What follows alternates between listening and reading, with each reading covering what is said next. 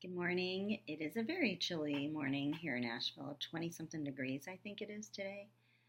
Um, but that's okay. That's what winter's like, I guess. But I do feel since after this lunar full moon, lunar eclipse, this whole big red blood moon, this whole thing that happened last week, that there's more peace and higher energy kind of just there with us. It's strengthening us, like building us towards our love and who we really are and our passions. And then there's also anxiety and stress leaving us. So we might be feeling more anxiety and more stress. Um, and in particular, I'm speaking about our children because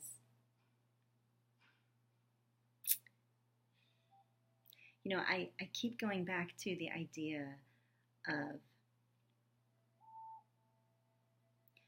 children can be given a choice. I keep coming back to that. So many people I speak to say things to me like this. They're too young, they really don't know.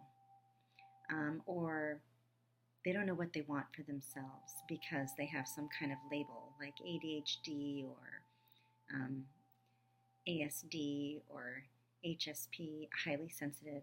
And I feel like, in fact, the reason why, and maybe not in fact, but I have read this in many, many books, I feel it's in fact, the reason why these things are happening to our children is because inside of them, they know very deeply that something isn't working, that something isn't appropriate, or something needs to change or shift.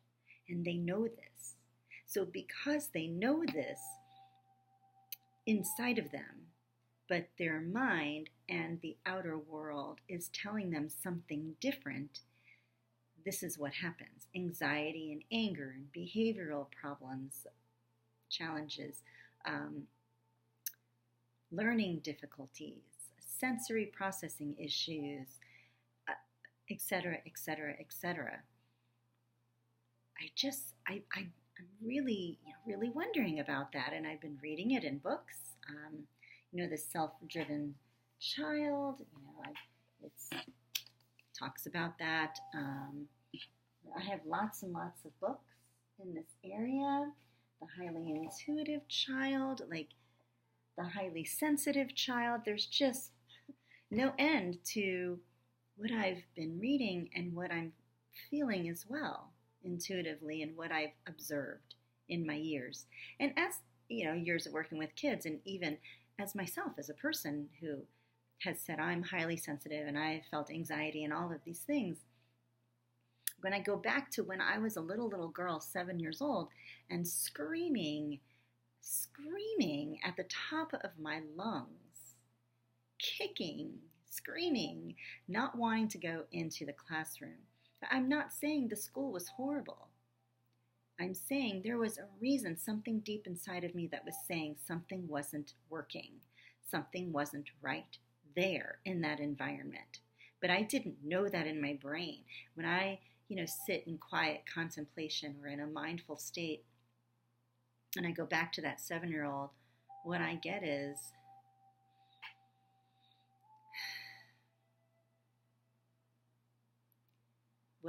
it doesn't feel right. It doesn't feel good. I don't feel safe. I don't like it. I'm not happy there. So as a 7-year-old, those are the words you're going to get. Those are the phrases you're going to hear. And if we are not heard, we're going to react another way. Either withdraw and go within and be depressed or anxious, or and hold it in, and then when we get home, outburst with anger or tears or meltdowns. Or we're going to do the opposite and in that environment react in some way with behavioral challenges, acting out, zoning off, shutting down, crying, tears. That's right. And this is truth. I have seen this time and time again. I have been that child. Um, and now there are plenty of children who don't do these things, right? There are plenty. So I know plenty of children who walk in and are ready to go to school, excited and love it. Great, wonderful, good for them. I'm so happy for them, really, because that's great. But they might feel these anxieties or these feelings in another place. They also may have coping skills or ways to shut it down, which is not always good either. You don't want to shut down the way you feel. You want to release it in an appropriate manner, in a way that serves you, in a way that is empowering to you so that you can understand what's going on, right? I didn't have any coping skills. I just reacted, and I know so many children who do and have. So, I mean, I can speak of so many children that I know that love going to school and love tests and love learning, and yet they still enjoy the meditation, the mindful moments, the being still, or listening to the stillness and maybe focusing on something like clay in their hands, but like listening to nothing, to the no sound, because everyone can benefit from this. Everyone. So I guess I'm just in this wonder of it all, kind of enjoying this new stage of what I'm bringing into my life to understand and contemplate over. You know, the children, you know, who are feeling, you know, I don't want to go to school, and the children who love school, there's still a similarity going on. So regardless, similarity meaning everyone can benefit from mindful states of being. Everyone. Mm-hmm. And so I guess we give them a choice, and I don't ever make anybody do these activities, sessions, lessons, tools, you know, all these kind of, but I will say that once I express and explain to them, this is why your parent has contacted me, or this is, as when I was the teacher, I would say, this is what I feel about this. And I would give them a choice. And if they didn't want to, they didn't. But often they did want to, because they were curious, or something inside of them felt like, okay, I'm going to, yeah, this sounds this sounds good. Even though their brain is saying, what? That doesn't sound good. There's something in them saying, yeah. And children listen to that when we give them the opportunity to. They listen to that little voice in there. It's a big voice when we choose to listen to it. You know, and I have known many children, but several that I keep in touch with who still use these meditations and states of being and ways of being in their life. They don't do it on a regular basis anymore unless they need to, because their body is used to being in that aware state of being where they can feel, this feels right, this doesn't feel right. Or, I notice that I'm feeling anxious about this. I can choose any of these things to do, or I can choose to feel anxious, which is okay too, and talk to the anxiety and find out why, you know, what does it want me to know. And it's beautiful when I know that children are able to move on in their lives, not having to do this on a regular basis. But some of them do use the meditations on a regular basis because they want to. Now, that's because children don't have layers upon layers of years and years and years of being conditioned to listening to beliefs of others and believing them, and thoughts and beliefs forming these brain pathways in their brains. They don't have that like adults do. So it's easier for them, and that's the goal. So as a parent or as an adult that is, working or living or enjoying being with a child, it's really important for us to be doing these practices too, because they value what you value. And they value when you are bringing your child to try something new. It's important that you show them it's valuable, so you do it together. And it also forms a union, a connection together. When my daughter was just a little baby, and I was really beginning meditation on a regular basis in forms of 3-hour meditations, and I was going to groups, and I was doing all kinds of different work with this. It was amazing, and I loved that time of my life because it brought such an amazing sense of peace is the word that I keep getting, but it was even bigger than that. That I would hold her and rock her to sleep every night. And I know some people say that's not appropriate, but I rocked her to sleep every night. It was a beautiful experience. It never created anything negative. It wasn't that she needed me. We loved it. And if I never not did it. I always rocked her to sleep. I mean, if we were driving somewhere home late at night and she fell asleep in the car, I would still sit with her in the rocking chair and rock for a few minutes. Because when I rocked her to sleep, I would get into I would go through a meditation, and I would visualize surrounding both of us in that space. And when I first started doing that with her, she would play with, my hair was longer, and she would play with my hair as we were doing that. And then as I continued doing that, we would just look in each other's eyes the whole time, and then she would fall asleep. And it was just the most touching experience and most loving, connecting experience for me. If I went back in time, I would do it all over again exactly like that. And I believe that that was the beginning of us understanding that type of connection together. She woke me up. She definitely did, to my inner beingness. And just recently, I was laying in my bed getting ready to read and meditate before sleeping, and she was giving me a hug goodbye, and we laid there together for a few minutes, a hug goodnight. I did that again.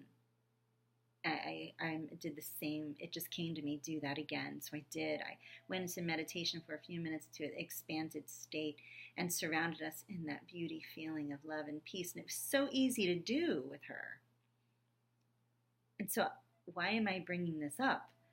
Is that, I guess, did she have a choice? Sure, because she could have felt it and said no.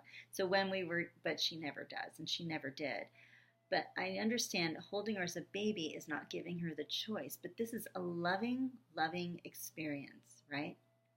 Could she have had a choice? Sure. She could have started wiggling and not wanting to be there, and I would have responded to that. But she didn't do that. She could have stopped the hug a couple days ago. She didn't. But when our children's bodies are telling them something,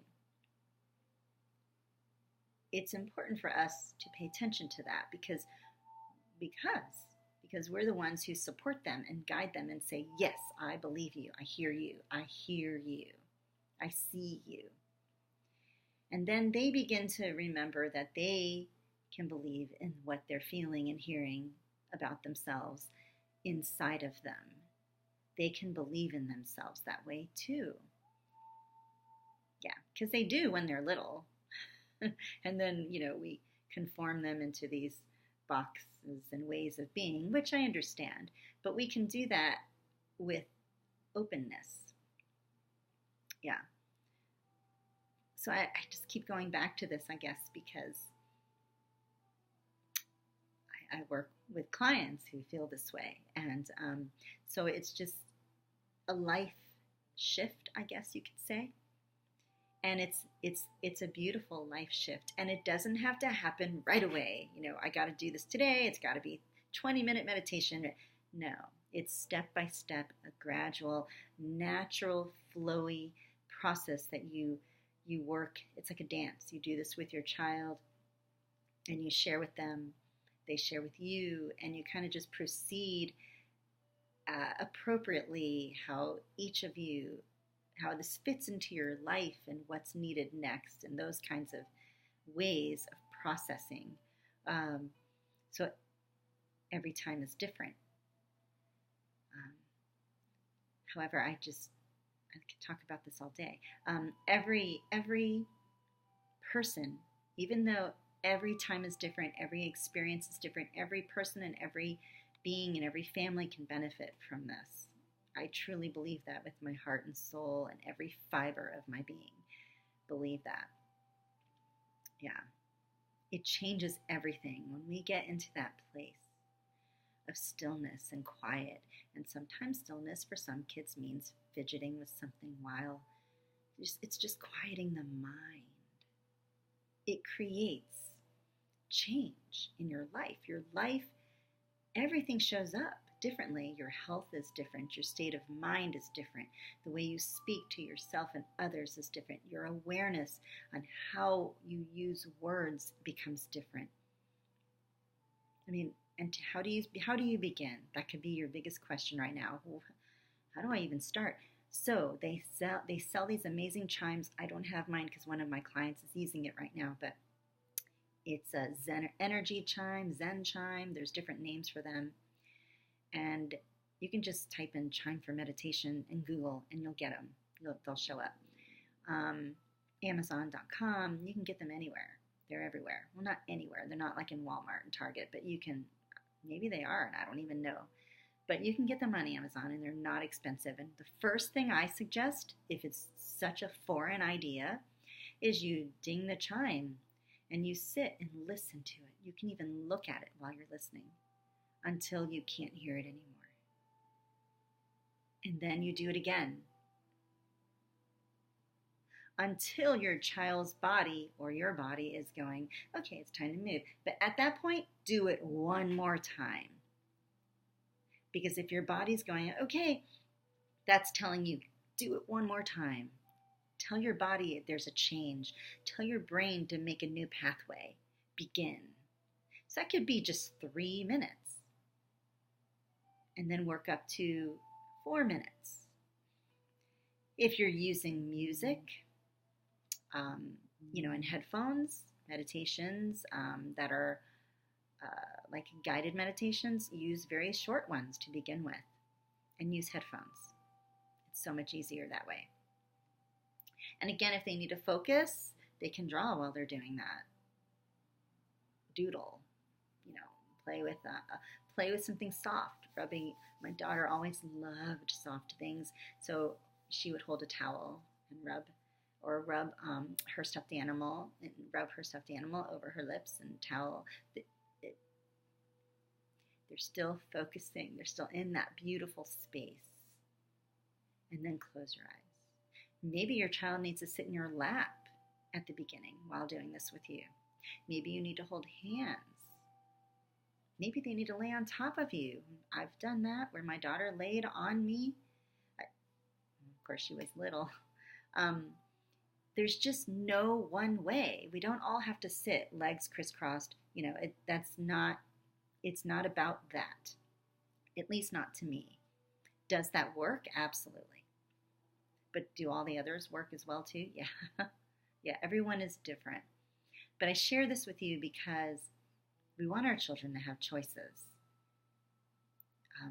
We want our children to be able to, when their body is saying something, that they can tune in or connect to that part of their heart, of their being, that will soothe that will ease that and give them information. It will say something, or they'll know something. They'll get guidance. Or maybe you will when you're doing this with your child. It's just a step-by-step process, and there's no way for me to know exactly what will happen because it's not the same for everybody. But I will say that I do know there will be a shift if it's a committed feeling inside of you. because the energy and feeling inside of you is what creates the shift to happen, the change. If it's, oh yeah, let's try this, and you're in your mind, well, it might work, might not, it's probably not going to work because you're in your mind. If you feel, really want to try this, let's really get to this place. I love the idea of being in a peaceful space. Let's make that effort. That's a different feeling. Yeah. I just feel that the reason why these things are happening to our children, or why these things are going on for our children and for ourselves, is so that there can be a change within our lives, within ourselves. Yeah. So I'm going to end the video here. I just wanted to share, and I thank you so much from my heart that you listened and took some time to hear what I had to say. And I hope it was beneficial. I hope it was something that you needed to hear or wanted to experience.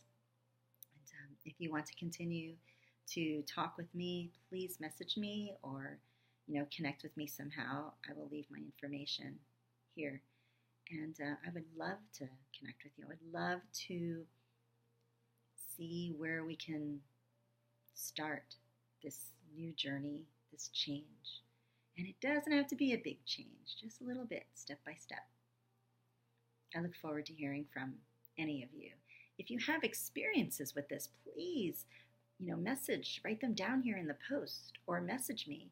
Would love to hear about that too, because that's, we're all in this together.